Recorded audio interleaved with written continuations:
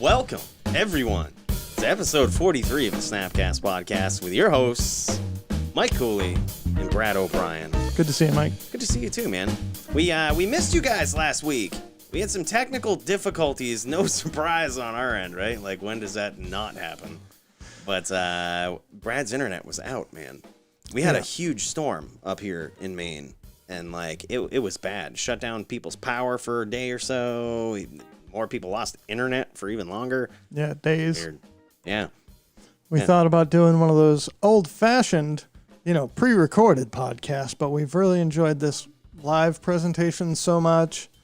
That, and I realized at that point, we'd gone 42 episodes without missing a week. So it was good to set a reasonable boundary. A reasonable expectation. Reasonable expectation with you guys. We're human. I mean, we might not seem it because we're so cool. Speak for yourself, man. Crap, I was really hoping you would carry us on that one. No, man, but lots of stuff has happened. I mean, we've had a ban. We've had a whole new standard format start up because we had a new product launch on Arena and now legal in paper. So a lot of stuff has happened in the last 2 weeks. Yeah. Kind of glad we took some time off. We ain't gonna run out of material today. That's for damn sure. No, and we rarely ever do. Like we talk ad nauseum, pun intended, about about a lot of this stuff. That was pretty clever. Yeah, I think we ought to go one cast where we only reference Magic the Gathering card names. But I'm happy to know that I can now do that and also talk about The Walking Dead. That's possible. That was a potent segue. That's super potent. I could see the cop falling over on that segue. Yeah. The mall cop was falling over on that segue. I see what you did there, Paul Blart. That was solid. That was solid. And we lost our one viewer. Well, I just want to let you guys know this is to give you the heads up. This is a Magic the Gathering podcast where we talk about Magic and Magic related things. We are geared towards most of the time, we're geared towards the competitive Magic player who has a casual interest in finance of the game. So if you found us and that's what you're into, you're in the right place, man. Welcome. And we are happy to have you. So timely as ever. I know that the whole internet has already said their piece about The Walking Dead Secret Lair. But if you watched any of the last few episodes, you probably already know. Mike is one of the biggest Walking Dead fans I know.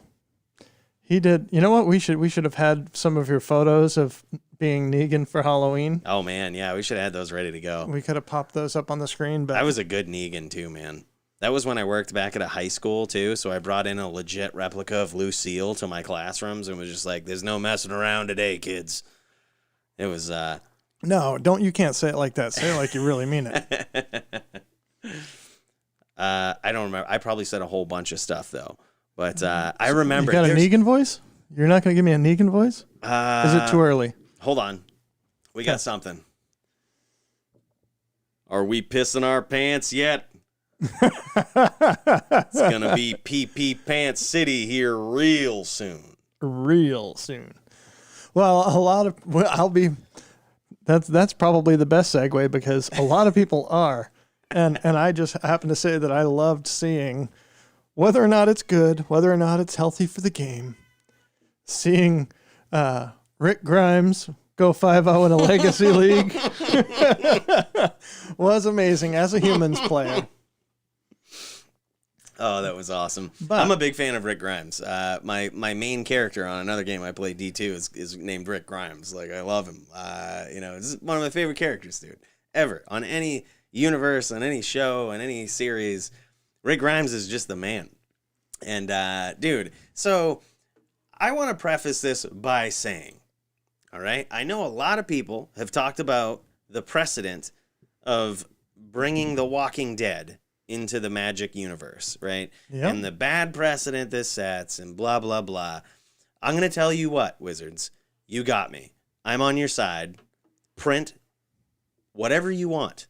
This is amazing. You're making money. You've got my money. You've probably got 3 or 4 times my money for this. Ooh. This is amazing. I think this is great. And honestly, dude, this is what I say. I think Jason Alt said it best on Twitter. He, in not so many words, said, criticize all you want. These guys are printing money.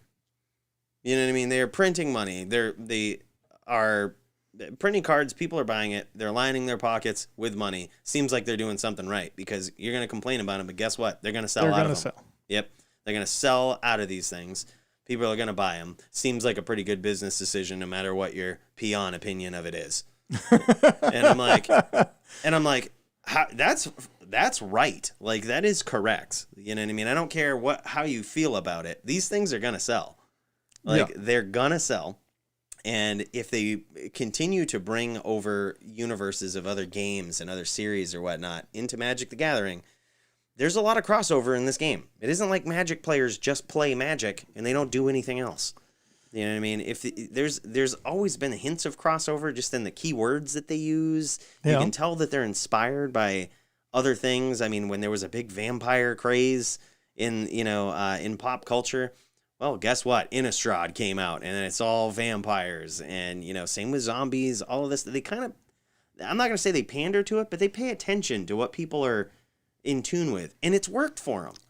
Well, and it's interesting. It's sort of like when you watch the old Hanna-Barbera cartoons, there's a lot of adult in-jokes.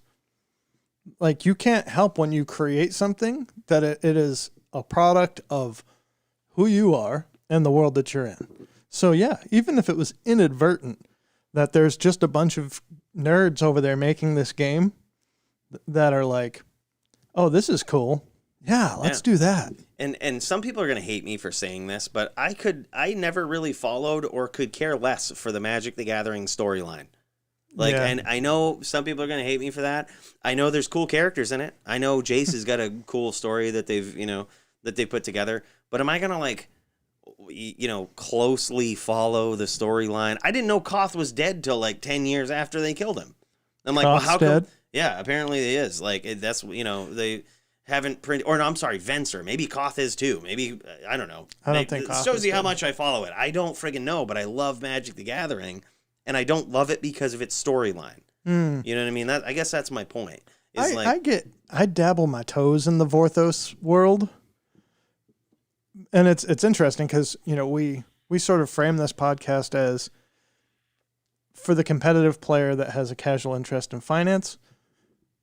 Like, I'm not a grinder. I'm not an SCG grinder, so I dabble my toes in going to GPs and playing a tier 1 deck and keeping an eye on what's competitive.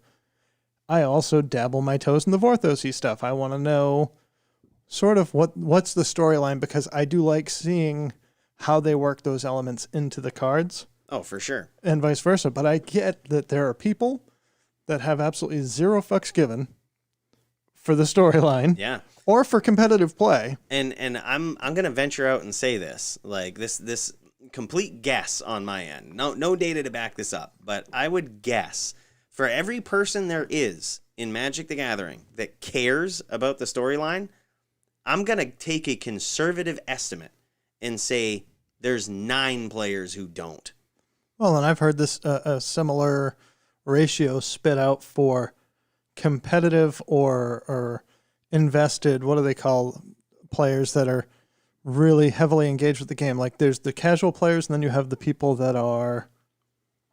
They're like the role players, you know what I mean? Like, they really enjoy getting into the story and, knowing what's going on. Like, and, I'm playing this card, this is the story behind it, and this is, it's so powerful and matches its story. Great. Sorry, so what I was getting at is that you and I are entrenched players, and not just that we like to play the game, but we're talking about the values of the cards and following players and all of that stuff. I will go and play Commander now. Like, I have a friendly Commander group. They don't know who's at the top of the SCG leaderboard. They don't care whose LSV is. Nope. They're like, this is a great card, and they've got powerful decks, and they've right? So they understand the mechanics of the game. They're great players, but they don't necessarily care about the real world side of Magic. So you're saying 1 in 10 really care about the in-game world. I would say so. Yep. And I'm saying I've heard the same metric for ultra enfranchised players versus casual players. Yeah. Yeah.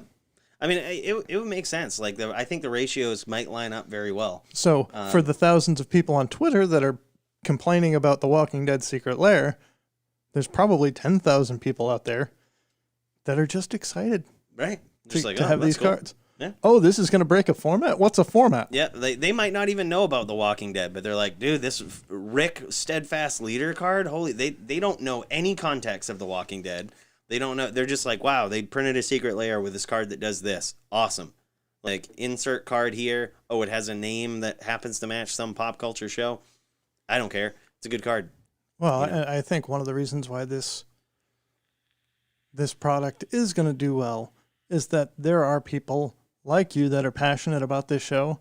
There are just people that are collectors. Yeah. Like, they have Walking Dead bobbleheads, or what are those Funko Pop things? Well, and here's the other thing, too. David Dufer says, I don't really care either way. It might bring new players to the game, though. Yeah, and that's Nice. another thing that they're thinking about, too. That's a great point. Like, People that have never heard of Magic that love The Walking Dead, like, what is this? There's a card game? Exactly. And like, I mean, just think about this. There are people out there, probably at Wizards, that run numbers, right? And here's a spoiler alert. Brad surprised me with this. I didn't know this. Apparently, Hasbro, not only do they own Magic the Gathering now, but they also own The Walking Dead.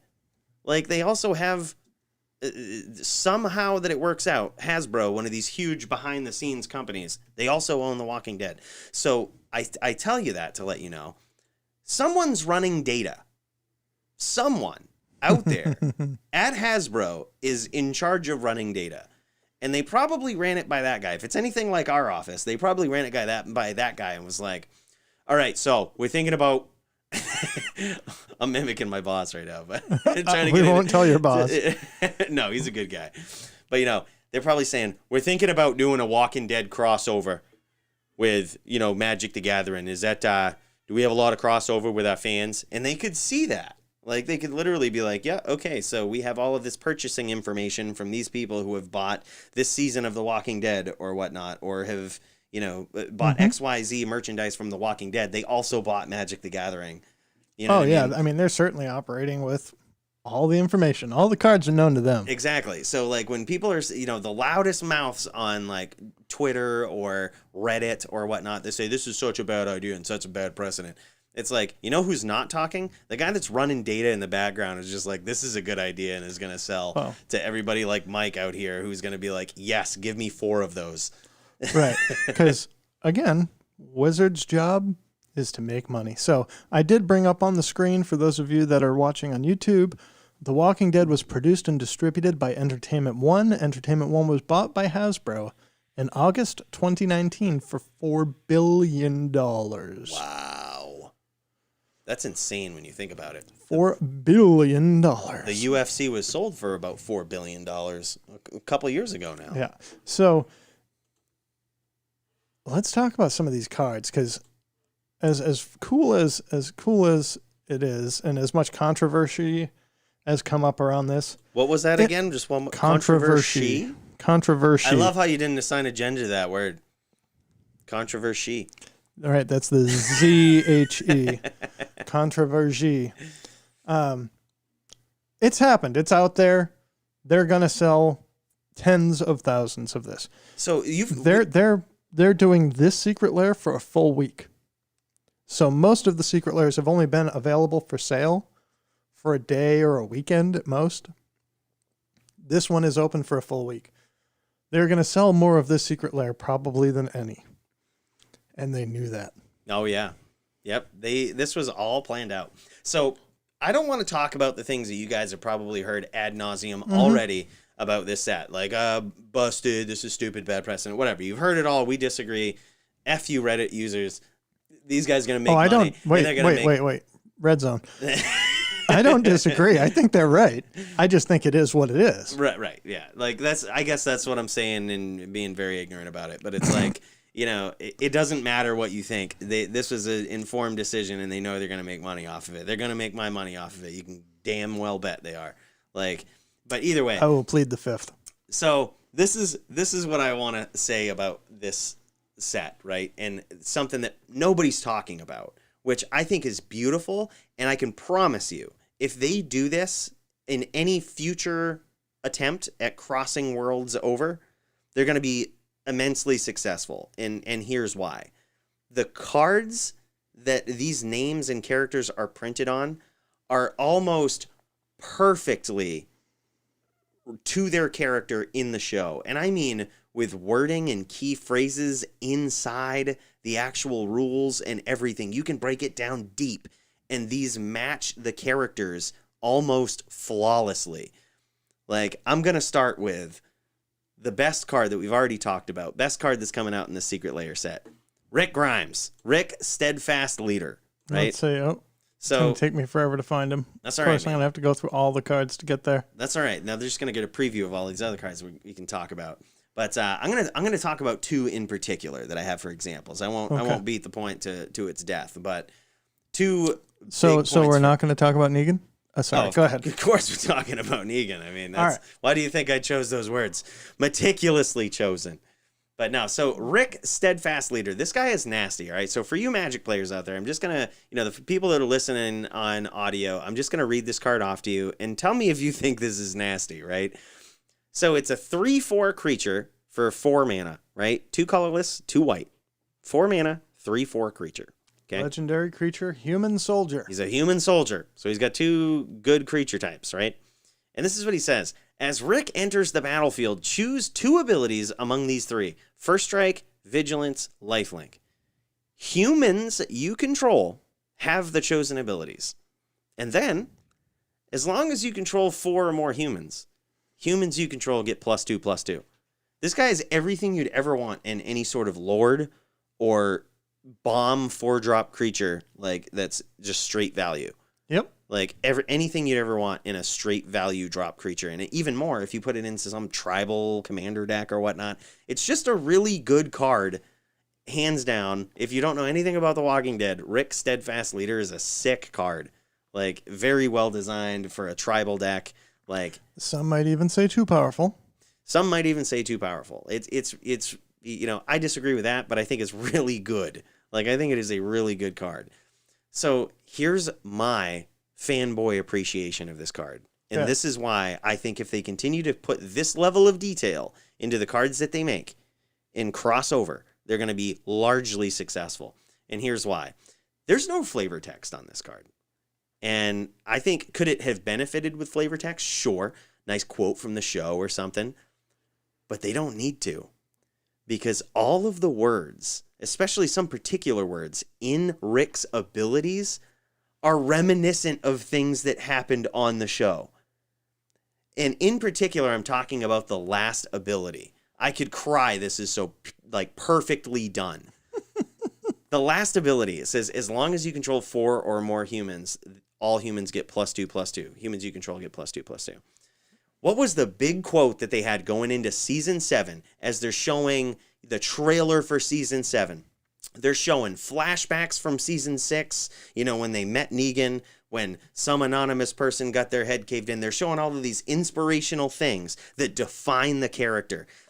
And whoever made this card must have seen that trailer and been like, yes, that is Rick Grimes, and I see what he's all about. Because he says this quote, he goes, as long as it's all of us, we can do anything.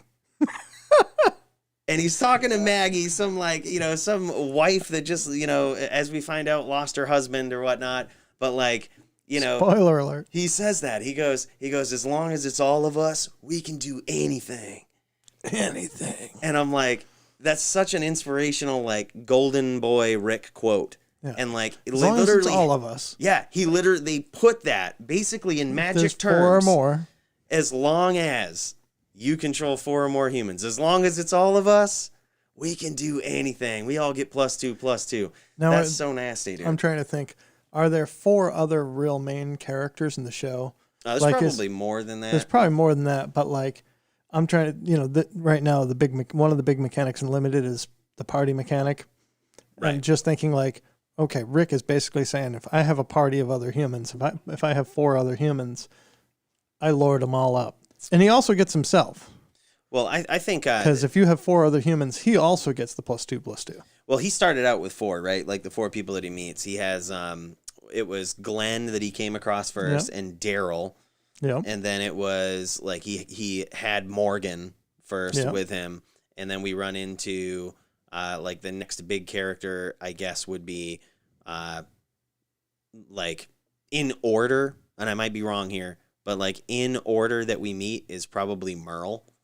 And like he turns out to kind of be an anti-hero. Merle? Yeah, Merle, who is you could also replace him with Dale too. Like that's also another big character. That's all of them were humans, but why don't I remember Merle? Merle it's been a while. Dude, Merle was Daryl's brother, the guy that Rick chained to the roof, and he's just like, "You can call me Officer Smiley." Okay, that's like that one. That was Merle that he chained to the roof. But like you meet all of these people, and it's like that original core small group of I don't know, probably 5 slightly more people. I think 4 might have just been some number that they settled on here of being like, okay, maybe with the party mechanic or whatnot. Although that doesn't quite fit into it, I feel like that's a magic number for him these days. Right. Like so it might have been on their end, but 4 is pretty close to like the small group that they had in the beginning. Yeah. And it's I think the words for that ability, my big point, the words for that ability, as long as you control 4 or more humans you control get boosted. +2/+2. Humans you control get boosted. That was so good. Nice job, Brad. But I just think that was so well done. It was so well done, yeah. There is room for flavor text there. They should have put at least coral. But, just well done, man. I was so impressed with that. I was impressed that whoever designed this card, they didn't do it by accident. Like, this was someone who at least did their research on The Walking Dead. Like, I'm not sure if they were a fan. It seems like they might have been a fan. But they did their research on The Walking Dead, and they even used magic terms to bring in a quote from the show, basically, of Rick Grimes. As long as it's all of us, we can do anything. As long as you control... Like, I think that was so perfect. Like, so well done. So, yeah, that's why I appreciate this card. As a fan of The Walking Dead, even if you are a casual fan of The Walking Dead, this is such beautiful artwork right here. If you knew nothing about Magic the Gathering... and you were like, they printed some card that has these words in it. Hey, that looks close to a Rick quote. This seems like exactly what Rick would do. We're going to have another argument here in a second. Oh, man. Did you just say this was beautiful artwork? It looks like his torso is... He looks like a goddamn zombie. I'll tell you, by artwork, I mean a work of art in general. Okay. The crafting of this Magic card in general is beautiful. All right. I do agree with the hip thing on Rick here. I think they should have stopped at like the top part. You see what I mean? Yeah. Like the top picture part there. They should have stopped there and not made it full art because the hips really look weird. Even the knife hand is weird from him. But like, there's so many people involved in making this card. The artist was... I don't know what was wrong with him, but it wasn't the perfect Rick Grimes painting body structure-wise. But at the same time, I'm not going to let it hold me back. I still love this card. The face still looks very close to Rick Grimes, and they did really well on that. Yeah, it looks like a bad Photoshop filter. It looks like they took a screen capture from the show and put a bad oil painting Photoshop filter on it. Can promise you he never struck that pose in the show. Can confirm. Can confirm. Can confirm. No Photoshop filter. This is direct artwork right here. And I'm sure it is, but why did... Like, this property... Now, to be fair, Hasbro, that Entertainment One has the rights to the show. Doesn't mean they had the comic book rights. But this was a comic... I mean, this was a graphic novel. Yeah. How cool would it have been if they took graphic novel art and put them on these cards?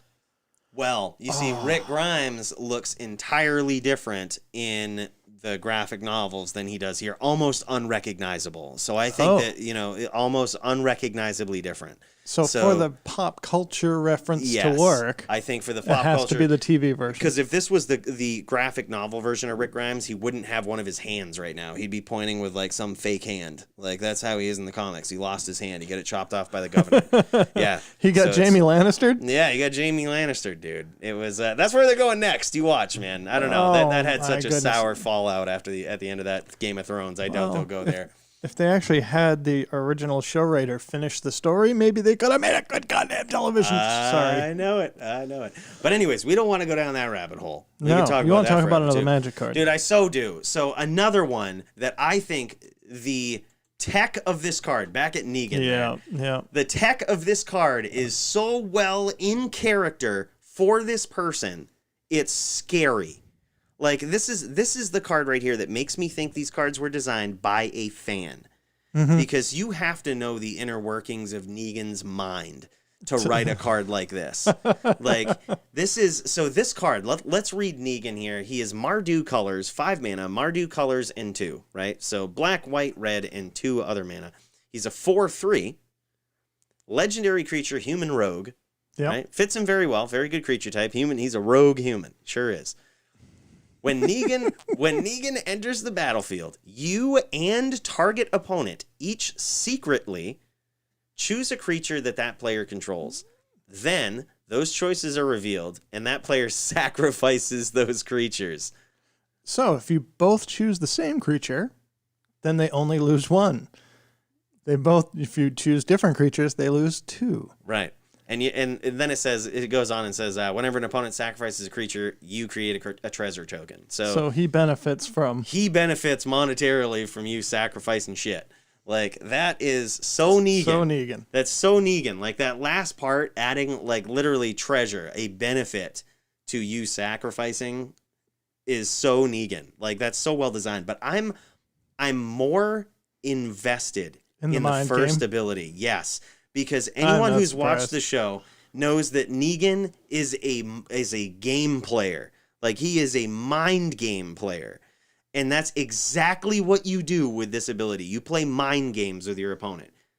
And think about it. Let's walk through this ability. If this enters the battlefield, let's look at... This is the Princess Bride poisoned drink conversation. It bounces back and forth depending on the best choice for you and then the best choice for your opponent. And it's an infinite loop of mind game that I think is amazing. Yeah. So, like, let's say Negan enters the battlefield, right? And he comes into play. You're going to sacrifice, you're going to choose a creature and I'm going to choose one. And we're going to kill those creatures. So it's in your best benefit, in your opponent's benefit, to pick their highest power level creature, because you're going to pick that, is what your opponent should assume, right? Right, but you clearly know that I'm not a fool, so I wouldn't put the cup in front of me. Right. It's like, so let's start with the active player, right? Negan hits active player. It's in my best interest to pick your biggest creature. Correct. Or your best creature. Correct. So then it goes to non-active player. Non-active player, now it's in your best interest to pick the same creature that I'm going to pick. Mm-hmm. And it's all picked secretly. You don't know who's picking what. So then your opponent is benefited by picking their best creature to sacrifice. But then if you bounce it back to the active player and you're like, if I know that he knows that's his best option, then I can pick Abraham over here. He's a strong creature, but he's not the strongest. You know what I mean? I can pick Abraham. And clearly I can get not the strongest. He did not get a card. he did not. But you know what I mean? You can pick another creature. But then, if you bounce it back to the opponent, if they know that is also in your best interest to do, because it's in their best interest to pick their best creature, they could also pick their shittiest creature. And then it's just Are you guys lost yet? It's an infinite mind game where it's like literally your best chance here is to not try to understand Negan. It's just pick a creature because I'm gonna kill it. Like, and it's literally, it's such a mind game. It's so much potential for next leveling in Magic. It's scary. And it's an immediate, I noticed the next level choice right there. Your opponent either beats you or you beat them. And it's noticed right away. And who did the next level in the best? nailed it. Like, so from a design and from the common complaints perspective, I feel like Negan is a fine Magic card. I don't care that they made this a black border Magic card that people can play in Commander. It's only one opponent. It's not like each opponent. It's a 5-drop. This hasn't shown up in Legacy yet. Rick Grimes is a 4-drop. Lord, that gives all of your other humans 2 out of 3 powerful abilities, has already shown up in Legacy humans. But I appreciate, like you said, this is a very Negan card. The flavor is on point. Yes. Very, very much so. I mean, there's other cards we could get into, and I'll just breeze over Michonne really quickly. The fact that she enters the battlefield with 2 Walker tokens. The first time she's introduced into the show, she has 2 Walkers by her. That is so deep. It's so well done. Yeah. Like, this stuff is, they either did their research or these were created by fans, man. Yeah. So fair. I'm impressed. That's all I'm going to say. And if her and 2 zombies attack, she's indestructible. That's pretty cool. That's also cool. A very good. I wasn't going to go down this road because I didn't want to go on to it forever. But they notice a trick in the show where if you're chained to 2 walkers, the walkers don't notice you. Like, they're just like, oh, they must be one of us. And, like, they keep marching on and doing their walker thing. Like, you know what I mean? It's just such a deep ability. I'm swearing a fan created this, man. Glenn, Voice of Calm, 1 blue-white for a 1/3 Skulk. Of course he had to be blue, dude. He's like the intelligence of the show. I would say Human advisor. Yeah. Oh, absolutely, dude. He's a wicked smart dude in the show. I like the fact that they kind of made him meek a little bit with his power, but they made it so that he could benefit off from boosting his own power. Like, I really like that. Like, I'm not sure. Like, this has got to be the one right here that, like, I might not immediately understand the direct reference, but it fits his character. You know what I mean? Like, it fits his character. I will be the first to admit, though, from a storyline standpoint, Glenn is the weakest creation of all of the cards in the Secret Lair. But maybe that was the point. Maybe that was the point. Because he was the weakest link when it came to Negan's lineup, too. Oh. You see what I did there? Then, of course, man. My brother Daryl. The bro. My other brother Daryl. That's right, dude. Daryl. Yeah, man. Like, this guy is a hunter, right? And I think they nailed it here. He rocks a crossbow. He's a human archer. And at the beginning of your upkeep, dude, tell me this ability. Like, does this make legacy for oath decks right here? I don't know. Oh, man. This makes you keep oathing. Yeah. But either way, like, I don't know. I wouldn't put it in each upkeep. They get 3 2/2s. At the beginning of your upkeep, target opponent gets 3 Walker tokens. So if you're playing Commander, which is all about diplomacy, that's a pretty good ability. Because you can be like, Brad, I'm going to give you these. Don't attack me with them. And then Daryl is just this nasty creature that can ping something for 2. And when a zombie dies, you draw a card.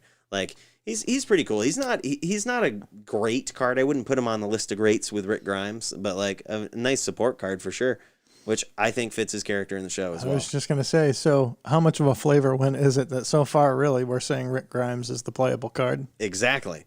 That's exactly what it is. And Daryl in a multiplayer format is one of the nastiest support cards. If you look at how this can be broken, it says create 3 creatures for your team each upkeep. Ping something for 2. When something dies, draw a card. Yeah. That's stupid good. That is stupid good. You get all 5 of these plus 5 Walker tokens plus a treasure token. Mike had pointed out that they even worked in some of the coolest, most noteworthy zombies or walkers from the show. Perhaps some fans out there, I did understand 3 of these 5 walkers that were iconic from the show. Iconic walkers. There's 2 walkers I do not recognize, being a big fan of the show. They were either forgettable or, whoever made these looked back at a random frame, or maybe they just created something out of their imagination. But they have one. There's a name for this walker, too. The one that has all of the swords in his head, like the spikes and shit. He was in season 7. when they met Jadis at the junkyard. Yep. Yeah, and they had Rick fight this they had a name for him. I forget what his name was, but met Jadis in the junkyard. The flavor text on that card is from Jadis, and so they did really well there. But either way, they had him fight this weird ass armored walker, and they have him in there too, which is so sweet. Then they have the one from the well in season 2. And all of these quotes, this might be a hint. Look at these quotes. All of them match up very well on the walkers. Oh, yeah. I wouldn't drink that if I were you. Here on the cast and try to figure out exactly what these other walker tokens are from based on their quotes. But either way, they got the one from season 2 from the well. The one that's like gets pulled apart by the stomach or whatnot. And Dale says, "I wouldn't drink that water if I were you." And there's like a walker in the well. Oh man, it's so good. And then, of course, Season 1, Episode 1. Season 1, Episode 1, the most iconic walker of the show, the bicycle walker, and it has Rick Grimes' quote that he says, right as he... I'm sorry this happened to you. Exactly. "I'm sorry this happened to you." And then, boom. Oh, that was good. It was so good, man. Like, that was... This is well done on the walkers. All right, so now that I don't understand, let's pull these up and see if we can figure out exactly, for you Walking Dead fans out there, where these came from. They don't have better pictures of the individual walker tokens. All right, well, there's a good quote right here. So the one that I don't understand is the blue-faced walker. I don't recognize that immediately, but it says, bonus points for covering their heads and protecting them from head trauma from hostiles and calamities. Oh, that's Eugene. That's from the episode Hostiles and Calamities from Eugene. They did. Did they actually armor some of the heads of? Yes, This was from the wall. This was from Negan's wall that he sets up of walkers, and he says you guys should armor their heads. Yes, that's not some blue. That is a metallic. That's an iconic walker. I get it now. I read the quote. I get it. It's they poured liquid metal over the walkers' heads to protect their heads from hostiles and calamities. It was Negan's attempt to throw walkers at Rick's camp, and he says, "We need to deck these walkers out. We need to make sure they do some impact." And he's like, "Well, you ought to slice protect up your head. Yep, like you ought to pour liquid metal on them so you don't kill their head and you protect it." So, and yeah, that was Eugene's quote. That's amazing. What's this other one says? I can't see it in this picture because it's behind. The other one is the walker that's in the back, like all the way to the right. With a machete through its shoulder. It's actually the background image too. Try to set a fire and something. Oh, I'll try to set a fire and distract them. Glenn Rhee. Okay, yep. So this is the scene. Yeah, you like how I know that quote from like only seeing a few words? Yeah. I'll try to set a fire and distract them. That's from when they're attacking Alexandria, I believe. And he sets a fire in the pond. Him and Daryl, like Daryl launches some flaming arrow, blows Glenn lays fuel in the pond. Daryl sets it afire, and all the walkers go to the pond. And but that doesn't quite look. I don't remember a walker from that episode with a machete in his shoulder. I do remember Rick taking an axe and probably other people taking weapons that they have to a whole bunch of walkers around the town. But I don't particularly remember that walker. I think that was probably the weakest. Might have to go back and watch it. I might have to now. Like I'm gonna have to go watch that episode. But yeah, if you're interested in joining me for that adventure when I get to it, it's gonna be when the walkers attack Alexandria. It's when they're all balled up by that like 18-wheeler or whatnot that's on the cliff. Yep. And there's like thousands of them waiting to get in, and they eventually get in. That's what it's from, man. Rick Grimes, his Carl, spoiler alert, gets shot in the eye, and he gets pissed, and he's just like goes into Rick Grimes mode, which has inspired me as a human being.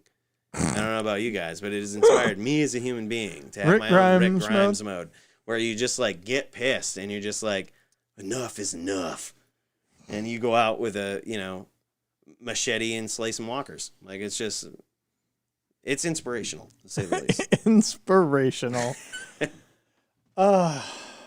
Yeah.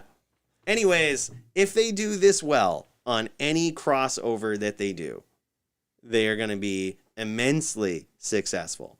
This was very well thought out. I really love the references that they did here. As a fan of The Walking Dead and Magic the Gathering, you have 100% support from me, Wizards. Keep this up. Like this was amazing and a very well done set. It's funny. This is the year of Commander. Year this was called the Year of Commander. We have Commander Legends coming out in a little while. They intentionally printed these as black border cards. Mm-hmm. They wanted people to be able to use these cards and probably assumed that Commander would be the place. They don't care about Vintage and Legacy. People that are like, oh, this card's going to break Legacy humans. Rick Grimes. Why does WotC care? They don't. Shit, dude. They're organized probably... play is like disappearing by the moment. Well, let's say this too. If you're WotC and you're like, I could print a human that could make humans a playable deck in Legacy, wouldn't you just do it? Like, you know what this deck needs? It needs Rick Grimes. And you print this nasty, like creature, bomb creature that like comes into play, does stuff, is just a bomb, pumps your team, insta. Like in Legacy, you already have those humans out there. Insta, boom, done. Like, You're just going to overrun your opponent. Insane. Love it. Speaking of organized play, this weekend is basically the online equivalent of Worlds. This is the season grand finales. And so I jumped right to the meat of it.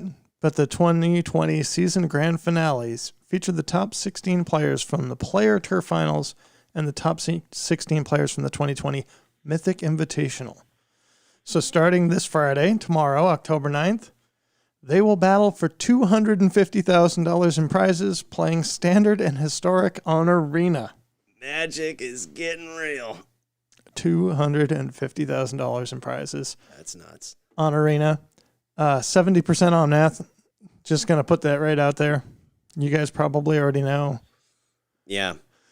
That's a big... So we can probably talk about speculative bannings here in a bit a lot when we get to our banning topic, but holy... That is a huge portion of the metagame that is Omnath. I mean, it's a small field. And it's I mean, these guys are mostly play the best deck players or play the field players. And so I happen to know that what about this Teamer Adventures deck, dude? Teamer Adventures, Dimir Rogues, Gruul Adventures, Omnath Ramp, Omnath Adventures. Like, who were these people that took in Teamer Adventures to the Worlds? Were they behind the curve, or were they like way ahead of it? I don't think they actually tell us here who's playing what deck yet. I just can't wait to see who chose that. See. Deck lists. What if it was someone that got invited to Worlds way back in the day? Like one of the first person, you know what I mean? They're like, oh yeah, Teamer Adventures is going to be good. Let's see. Viewer's Guide. This is cool. When will decklist be published? Round 1, Friday, October 9th. So then you'll know who's playing what. Who are the casters? So that's the broadcast stream. So that's tomorrow. Decklists are getting published tomorrow. They're getting punished tomorrow too. So here's the top 16 of the Players Tour Finals. Christoph Prinz, Riku Kumaji, Michael Jacob, Alan Wu, Patrick Fernandez, Christopher Larson, Benjamin Whites, Raphael Levy. Okay, finally a name I know. Yeah, I was going to say, I don't recognize... Peter Glogowski, know him. Autumn Burchett, know them. Sam Sherman, Seth Manfield, obviously know. Alvaro Fernandez Torres, Austin Bursavich, know that name. Yvonne Flock, know that name. Itu Pertula. Going down to the Mythic Invitational, top 16, these are people that are probably more of these names we're going to know. Gabriel Nassif, Luis Salvato, Gregor Kowalski, David Steinberg, LSV, Luis Scott Vargas, Ken Yukihiro, Matt Nass, Emma Handy. Hell yeah. Tony Pasquale, don't know that person. Nope. Christopher Leonard, Luca Magni. Brad Nelson. Chris Palmati. The other Brad in Magic that's probably more well known, Bard Narson, Montserrat Ayacena, Aaron Gertler, and Junya Yangana. Junya Yangana. I like that. That was pretty good. I fumbled through that after half a glass of vodka and seltzer water. That I was just yawning. So because all of these players are playing on Arena, part of the Pro Tour or Worlds promo kit that they got included a Logitech webcam, a gaming headset, gaming speakers, notepads, playmats, backpacks.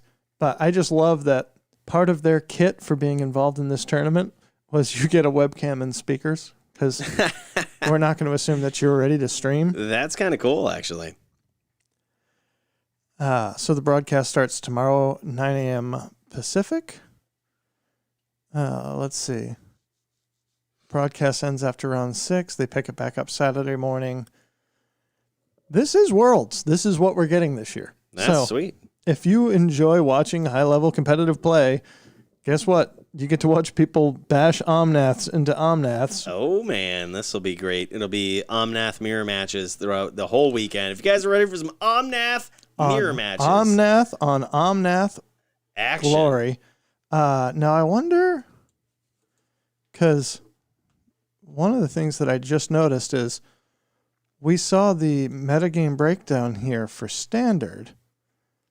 But do we have the metagame breakdown for Historic in here? Oh, baby. Oh, man. Look at this. Omnath ramp in Historic. Oh, my God. I mean, it's the same deck, basically. I guess when we saw the first one, we saw them both. Jund Sacrifice, though. That's a big one. 4-color mid-range. Neo Storm. That's Let amazing. me tell you, that deck is legit. It's legit in Historic, and I think we're going to see it in other places. Oh, for sure. Actually, if I have a snap this up list, a short list of snap this up, and Neoform is on there. Yep. Is that an uncommon? Yep. But there's so many uncommons right now that are $5, $8, $10. Yeah. That. Yep. I mean, it makes sense. If it's playable, it's playable. And you know that they're probably not going to reprint it anytime soon. I shouldn't say that. They probably will, but at the same time, it will be special. It will be in a, full art, maybe foil. So get the regular foils. They tend to hold value. Right. If you're getting cards for your play collection, you can just get the cheap version. It's fine. Yeah. And with all of these showcase and full arts and whatever, you can afford to get a whole set of the regular cards that are players. That's not a big deal. One other thing that we wanted to talk about today is one of our good friends, subscriber and listener to the cast, had an interesting altercation buying and selling cards recently. This was nuts when you told me about this. I couldn't believe this. Scary. So fake Magic cards, or high-end proxies, depending on who you're talking with, are becoming an increasing problem. But most of the time, that is reserved. See what I did there? I see what you did. For cards of considerable value. Like people would fake a dual land. People would fake power. People would fake anything, like something of considerable value. Yeah. Now, I've heard about, and we actually had somebody come into our LGS a couple of years ago. What's up, Kawa? They had an almost entirely faked affinity deck. But we just heard about a friend of ours that had bought some full art questing beasts on TCG Player. Bought them when they were about $13. On our recommendation on this cast, want to say, decided that they wanted to get themselves a drone, so they put together a pile of cards, selling them on Facebook like we've talked about on this cast. Oh, yeah. Shipped a whole pile of cards out to somebody, a few $100s worth of stuff, who then looked at it and said, hey, dude, all this stuff is great. These two full art questing beasts are not legit cards. Yeah. When you first started out, that was the part of the story he started out with. He was just like, yeah, by the way, Jason sold some of his cards, and then the buyer said that they were fake. And I was like, he's probably just trying to get free cards. Like, he's probably just trying to, whatever. But then I learned that there's an entire collection of them, and these weren't the most expensive cards in the collection. No. And he points them out, and he's just like, I just want to let you know these cards are fake, so I'd like this money back or whatnot, which kind of brings more value to the story, like a value to his point, just knowing the full context of it like that. Exactly. This pile of cards was maybe $350, $400 worth of cards. It had Borderless Blightsteel Colossus and Borderless Sneak Attacks and Borderless Underworld Breach and foil Uros and full art paths and from the promo paths and a bunch of other stuff. Can we show the pictures of the actual cards that were faked here? So what we're gonna look at, and this is something probably Rudy won't tell you about on his channel, but this is like one of the ways that you can look at. Oh, you want to look at those things? Yeah. Oh, yeah. So first of all, this was the collection right here. This was a pile of cards. This was the pile of cards, and then you're gonna see our secret notes over here. That's fine though.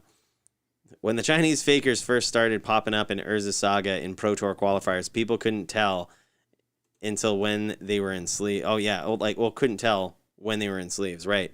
Yeah, the Chinese fakes look very good on the outside until you feel the Chinese fakes and you feel like the glossy feel. They're very obvious when you actually touch them skin to card.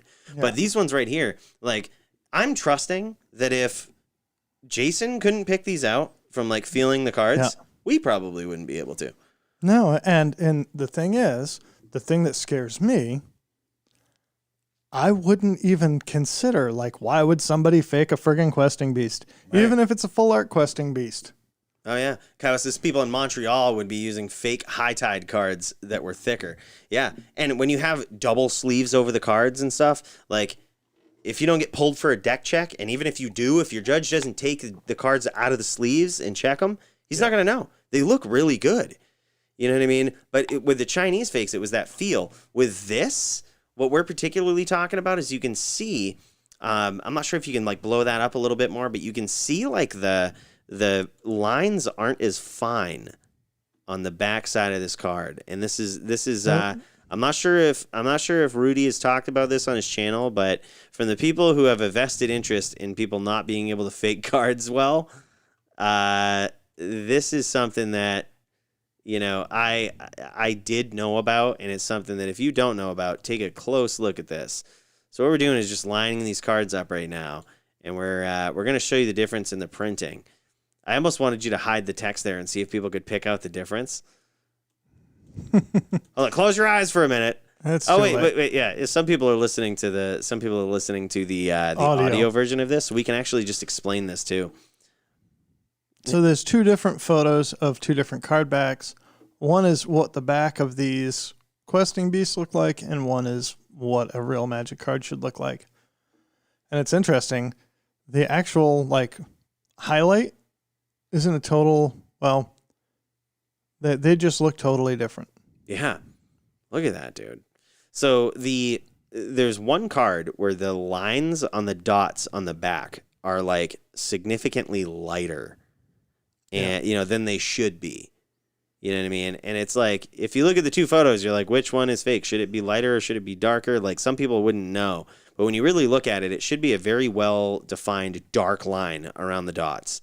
And if it's not, it means the printing quality wasn't as great. Right. But the question, and I think what Cow was talking about here in the chat too, is like, why would people print these lower value cards or fake these lower value cards is the question. Yeah. Yeah. I mean, here's why I think it is. And here's why I think people do this. Because if you're going to fake a Black Lotus, you had better be perfect with how you're scrutinized. Because I have a real Black Lotus that I've had two people look at. This was the one that was authenticated on Rudy's channel. Rudy himself said, yeah, this is a real Black Lotus. I had two people look at it and be like, God, this looks good. I just don't know. And I don't want to take the risk. Yeah. You know what I mean? I don't want to risk this being fake. And it's completely understandable. But you're going to have even very informed people, like our LGS shop owner was even like that. He's like, I mean, if I had to guess, Mike, I would say this is real. Like, you know, if I had to, if I was a betting man, probably but he's like, not going to put 10 grand on it. But I'm not going to, yeah, exactly. He's like, my reputation's on the line here. I can't sell this for you if I don't know for sure. I'd love to have somebody else take a look at it. And that's completely understandable. He was like, dude, I'm 90% positive this is real. I would just like someone to take a look at it. And it's the same thing with somebody else that was buying it too. You know, Coltart. He was looking at it. He's like, I'm pretty sure this is real. I just want someone to tell you, if you're going to fake that level of a card, you'd better be really good at it. Yeah. Because you're going to have people that are scrutinizing that are deferring to other people to scrutinize it. Right, that are going to pay to have it authenticated even. But if you're faking a $20 card that that is in every standard deck that's out, then it's worth your time, and nobody's going to look at it. Exactly. No one's going to look at it. They're going to be like, oh, it's a $10, $15, $20 card. Like, who's going to fake this? First of all, that's not going to be the first thing on their mind with a newer card. Is like, is this fake? They, especially when Wizards has done their little hologram thing, they're going to see that and they're going to be like, yeah, that's fine. Yeah. No one's going to give it any. I do wish, like you had said, that he had suggested to the person, no problem, send them back to me. I'll refund your money. Because I wouldn't want to have them in my hand. I would want to scratch that hologram. I would be posting that shit all over social media and being like, this is a fake card. Like, oh, yeah. But send them back to me. Oh, for sure. I would have said send them back. I'd have been like, no problem. I'm happy to refund your money. Send those cards back to me. Yeah. You know what I mean? And that way you have them in hand and you're like, wait, these feel different. This is not the right card. You just duped me. Or these remember, feel like real cards. He bought them from a seller on TCG Player. So he's going to probably go back through TCG Player, send that shop a message. Hey, these cards weren't legit. I want my money back. They're going to say, prove it to me, or send us the cards back, or they're just going to disappear. Yeah, fake cards are a huge issue in the late 1990s and early 2000, along with eBay chargebacks. Yeah, for sure. And you made a great point about looking at how the cards changed over the years. But I think that's exactly the point, is like, that might have been a real Magic card on the back of it. It might have been an older Magic card. And then maybe they refaced it. Like maybe they did something. We see a lot of crazy shit with people printing Magic cards. Have you ever seen a rebacked card? I have a rebacked Mox Ruby, which was a legitimate, I could never sell this thing. I traded for it, and I traded like a couple Lilianas for it, which I feel good about, but at the same time, here's the story behind it. It was rebacked because of its condition. It was in such shit condition that the owner of it took so much pride and was just like, can you reback this with another unlimited card just because it's in such shit condition I can't play it in a tournament? And ironically now you can't play it in a tournament, I don't think. It's still a legitimate card. It's like a real card. It's a real unlimited Mox Ruby with a rebacked unlimited card on it. It's so weird. I don't know the ruling on that. Here's Magic the Gathering. Shit's complicated. Yeah. I think once the card's been altered, it's not legal for play. Possibly, yeah. I mean, altered at that level, because obviously alters are up to the judge's discretion if you had it painted altered. But yep. I guess mostly I would just say, don't assume that your $20 cards are legit. Yeah. I one of the things that I am notorious for is going on a binge on TCG Player, ordering a whole bunch of shit. It comes in the mail. I open the packages. I have a stack of crap over there that's, cards that I haven't actually looked at. I haven't taken out every card of every package that I've ordered this year. I have a bunch that are still sitting over there in hard cases and in stacks and all wrapped up in plastic because they were specs. They were cards that I bought 15 or 20 of as an investment. I didn't open them up and verify every single one of them. Yeah.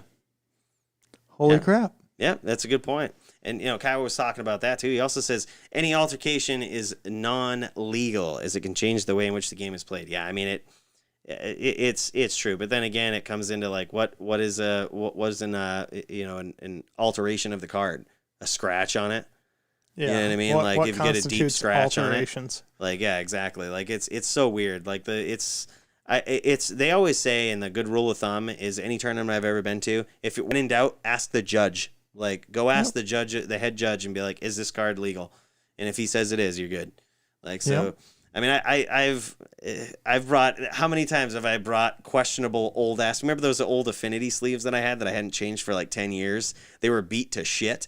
And someone was like, those sleeves aren't legal. The head judge looked at them and was just like, you know, if this was any other deck sleeve, you know, I would say, yes, this is not legal and it's marked. But he's like, all of these cards are so beat to oblivion, like all of these card sleeves. He's just like, I don't think it's reasonable to think you could tell the difference. They're all beat, like to, yeah, but they're still in good condition. Yeah. But he's like, they're just beat and worn. He's like, I don't think these are marked at all. He's like, you're good.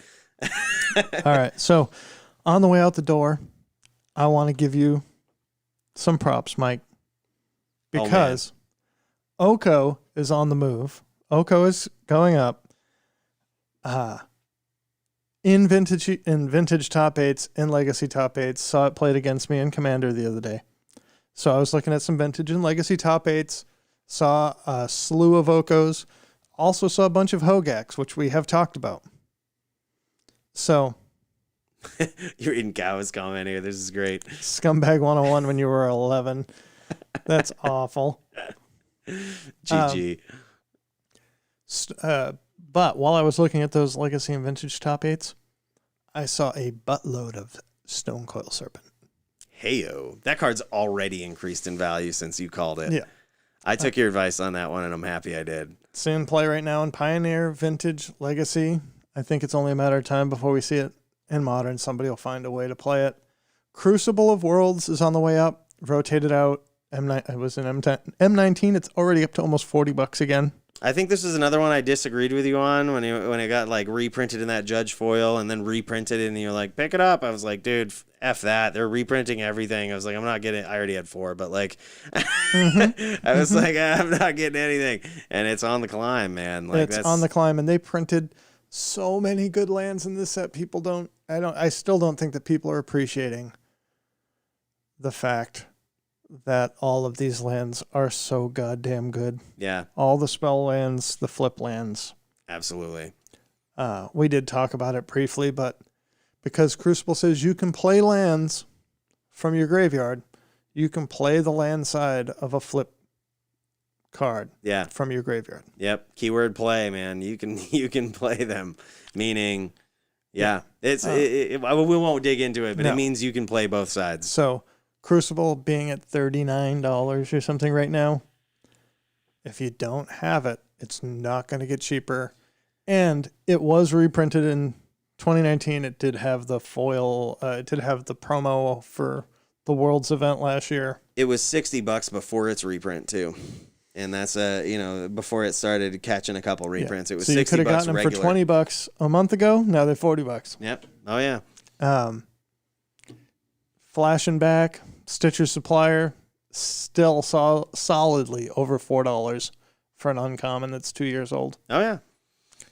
And you know what I would still suggest investing in light of all of these fakes, in light of all of this confusion with these well done, possibly Chinese fakes? What's that? Reserve list expensive cards. Because guess what? They're going to get scrutinized. You're going to have people looking at them. Mm-hmm. That's where I'd put my money, homies. Your acorns, man. You're piling up your acorns. Piling up the acorns, baby. Because you know that they're just going to keep growing. I talked about Neoform, and I talked about the Neoform Storm that's in Historic. That Seagate Stormcaller that lets you play Seagate Stormcaller, Neoform, sack the Seagate Stormcaller, get 2 Neoforms. You don't have to pay a second sack cost. Wow. Go get a clone and a clone effect and a dual cast effect. GG. GG. Right. GG. Because now I'm just going to copy Neoform again. Go get another creature. Copy Neoform again. Go get another creature. Copy Neoform again. Go get another creature. Yeah, no problem. Go get something that gives them all haste. Mush. Boom. Over with. Hell yeah, man. That's legitimate. Ear to the ground, man. Yeah. Like open for future synergy. That's what those like bring shit into play from your library cards do. It's like you don't know what's going to get printed. You don't know. So Andy from Tech 4 recommended Magmatic Channeler. So this week I picked up some ephemerate foils, some magnetic channelers, neoforms. I also picked up probably a little higher than the bottom, but I wanted a thieving skydiver for EDH. I wanted a Kiri for EDH, the extended art foils. I think that probably this week, next week, you're going to see the expeditions at their lowest. That makes sense, man. I think those are good pickups. You have been listening to the Snapcast podcast with Michael Cooley and myself, Brad O'Brien. If you can't get enough of Mike and want to consume more of his love juice, you can find him at Cooley, Cooley, on the YouTubes and the Twit faces. Absolutely.